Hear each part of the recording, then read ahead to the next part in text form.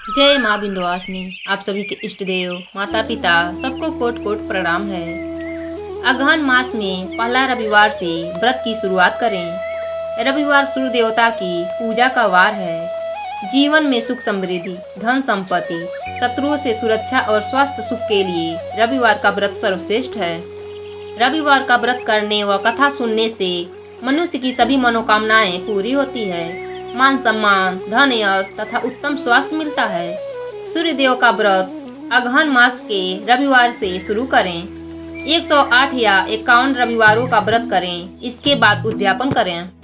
रविवार के दिन सूर्य उदय से पूर्व जागकर शौच व स्नान आदि से निवृत्त होकर स्वच्छ लाल रंग के वस्त्र पहने विधि विधान से गंध पुष्पादि से भगवान सूर्य का पूजन करें।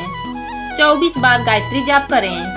सूर्य देव की बीज मंत्र का 12 या 5 या 3 माला का जप करें। मंत्र है ह्राम ह्रीम ह्राम स सूर्याय नमः।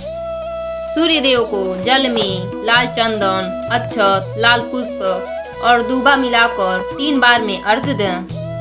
3 बार का मतलब तो समझ रहे होंगे। एक ही लोटे से 3 बार जल को गिराना है और 3 बार ओम ब्रह्म स्वरूपे सूर्य नारायण नमः मंत्र का जप करना है। इसके बाद गाय के कंडे को किसी मिट्टी के पात्र में जलाकर हाथ में एक आचमनी जल लेकर ब्रह्मा विष्णु महेश का ध्यान करके आचमनी को क्लॉकवाइज घुमाकर गिरा देना है।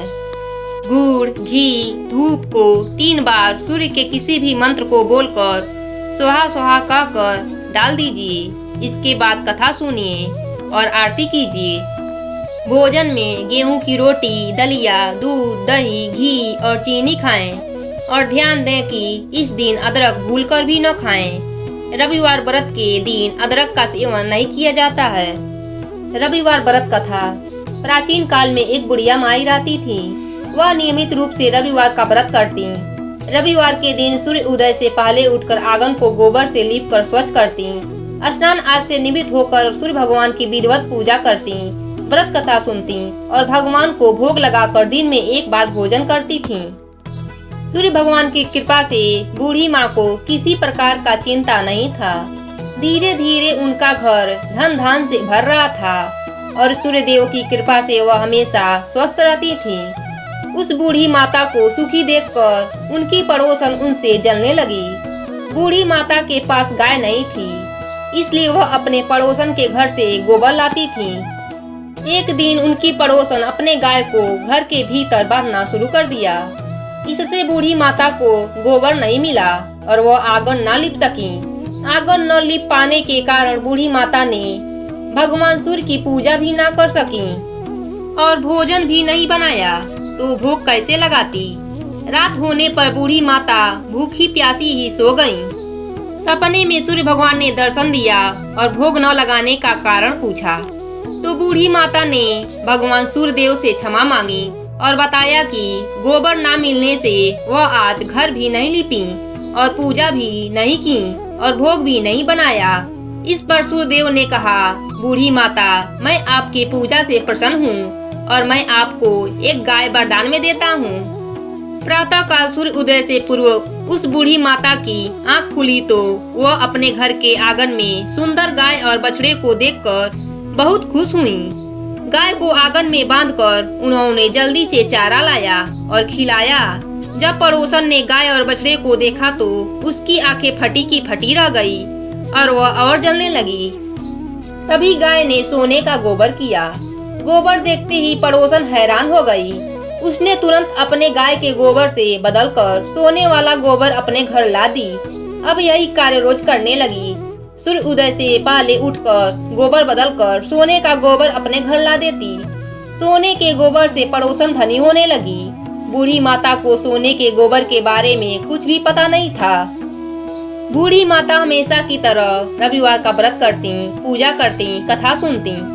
एक दिन सूर्य देव ने तेज आंधी चला दी, जिससे बूढ़ी माता ने अपने गाय को घर के भीतर बांध दिया। बूढ़ी माता ने सुबह जब गाय के सोने का गोबर देखी तो उनको बहुत आश्चर्य हुआ और वह सब जान गईं। उस दिन के बाद से बूढ़ी माता हर रोज अपने गाय को घर के भीतर बांधना शुरू कर दिया। सोने के गोबर से बूढ़ी माता कुछ ही दिनों में बहुत धनी हो गईं पड़ोसन को सोने का गोबर ना मिल पाता था, इसलिए वह बुरी तरह से जल भूनकर राख हो गई।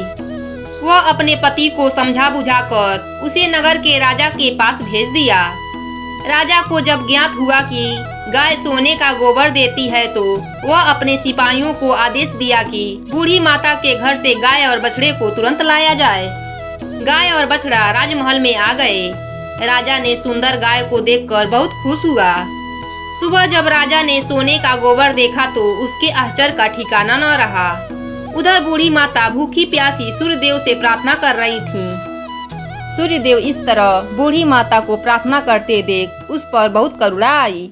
उसी रात सूर्य भगवान ने राजा को स्वप्न में कहा, राजन, बूढ़ी माता का गाय और बछड़ा तुरंत लौटा दो, नहीं तो तुम पर विपत्तियों का पहाड़ टूट पड़ेगा, तुम्हारा महल नष्ट हो जाएगा।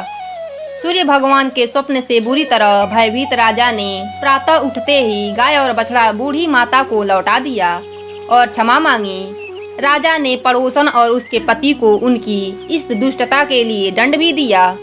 राजा ने पूरे राज्य में घोषणा करा दी कि सभी स्त्री पुरुष रविवार का व्रत किया करेंगे। रविवार का व्रत करने से सभी के घर में धन धान से भर गया। राज्य में चारों तरफ खुशहाली छा गई। स्त्री पुरुष सुखी जीवन यापन करने लगे। सभी लोगों के शारीरिक कष्ट दूर हो गए। सभी स्वस्थ रहने लगे। रविवार व्रत करने से मनुष्य को मोक्ष प्राप्त होती है। स्त्री के बाझपन दूर होता है। सभी पापों का नाश होता है। मनुष्य को धन, यश, मान सम्मान तथा आरोग्य की प्राप्ति होती है। शरीर में किसी भी प्रकार का चर्म रोग हो तो वह समाप्त हो जाता है।